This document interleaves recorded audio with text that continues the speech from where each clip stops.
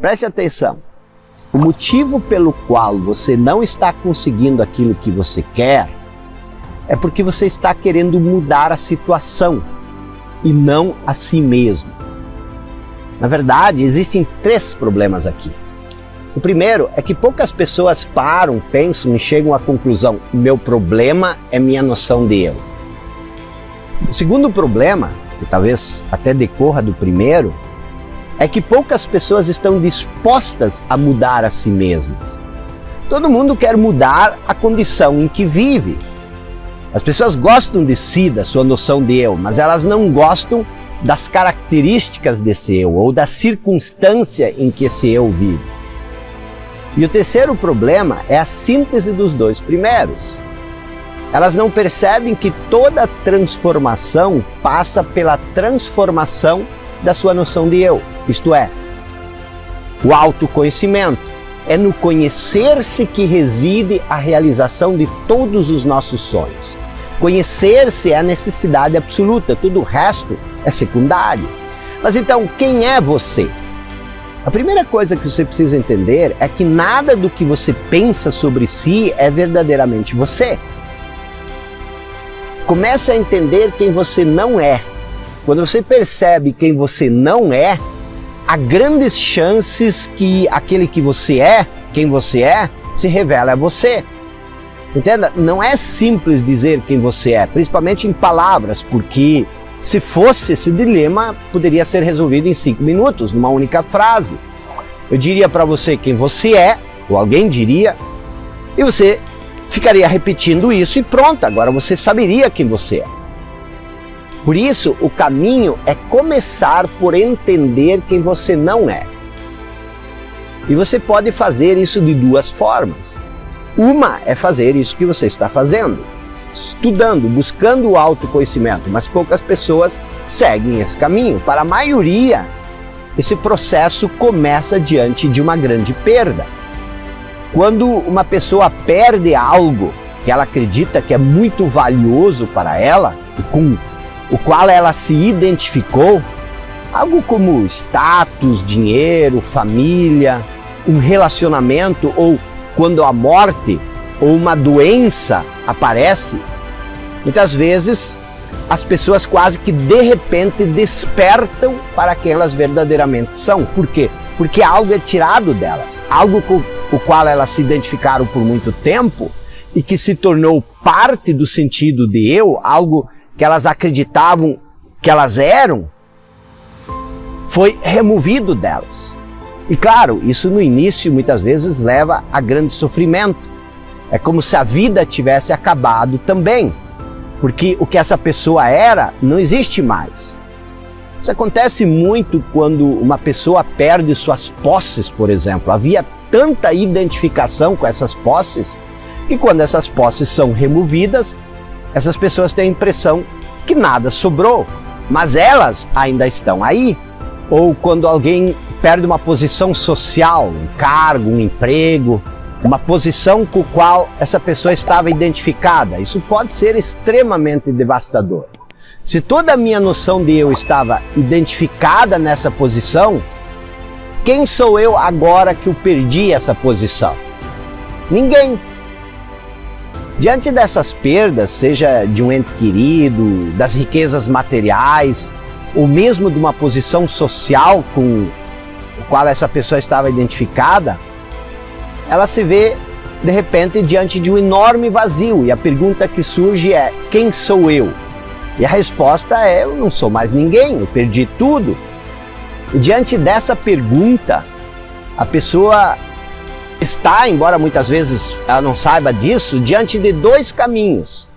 Ela pode continuar sofrendo, resistir internamente o que aconteceu, continuar contando histórias sobre o que aconteceu, e com isso provavelmente ela vai se identificar com essa nova história, com a pessoa que era isso, que era aquilo, e que perdeu tudo, e perdeu por isso ou por aquilo. Ou ela pode em algum momento chegar num ponto onde ela aceita internamente o que aconteceu. E nesse caso, aquilo que era tão importante na vida dela perde a importância. esse enorme vazio se transforma numa luz. É como se a pessoa tivesse vivido durante todos esses anos numa casa escura e essa perda criasse um buraco no telhado. Se você está identificado com essa casa, ver um enorme buraco no telhado cria dor, cria sofrimento.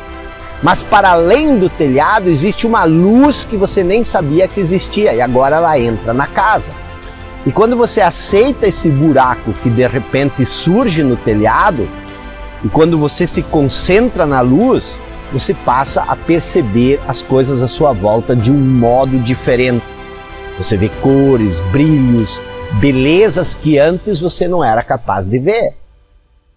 Existe uma paz que surge quando o vazio, que é deixado pela forma que se dissolve, não é mais resistido internamente. Essa paz é o que a Bíblia chama de a paz que transcende todo entendimento.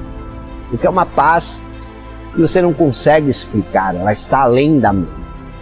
E essa paz, é quem você é em essência. E quando você entende isso, você passa a criar sua realidade a partir dessa paz, dessa segurança, dessa tranquilidade. Você está livre da identificação. Você está livre da turbulência que sua mente, seus pensamentos e emoções criam. Você agora está firme sobre a rocha. Você agora está conectado com sua essência. E você não precisa esperar que uma perda faça um buraco no seu telhado para que a luz entre. Você pode começar a criar isso agora mesmo. Então eu quero que você reflita sobre isso. Todos somos repletos de medo. Medo de inúmeros fatores. Medo de errar. Medo de fracassar. Medo do que as pessoas vão falar daquilo que nós estamos fazendo. Medo de não conseguir. O medo, pessoal, é algo inerente à natureza humana. Todas as pessoas sentem medo em situações que são desafiadas, em situações que são diferentes daquilo que elas estão acostumadas. E muitas vezes as pessoas erroneamente pensam que os grandes líderes, que os grandes vencedores não têm medo. Nossa, que pessoa destemida, chegou até lá. Mas aquela pessoa também teve medo, porque todos nós temos medo. O que nós não podemos fazer é deixar o medo ser o protagonista da nossa vida. Devemos sim colocar o medo no lugar. E aí, quando nós decidimos, tomamos a decisão, o medo faz parte da nossa caminhada, mas ele não dita mais aquilo que nós vamos fazer. Nós próprios decidimos e o medo continua existindo conosco. Então a coragem não é a ausência de medo, mas a coragem é sim avançar mesmo que o medo esteja presente. E o terceiro item que eu elenquei aqui é a falta de autoconfiança. Muitas vezes não nos sentimos capazes, não nos sentimos merecedores do sucesso, das vitórias, do êxito. Nós brasileiros muitas vezes temos esse autodesprezo. Não acreditamos no nosso potencial. Muitas vezes outras culturas estão mais acostumadas a se enxergarem como vencedores desde pequena idade.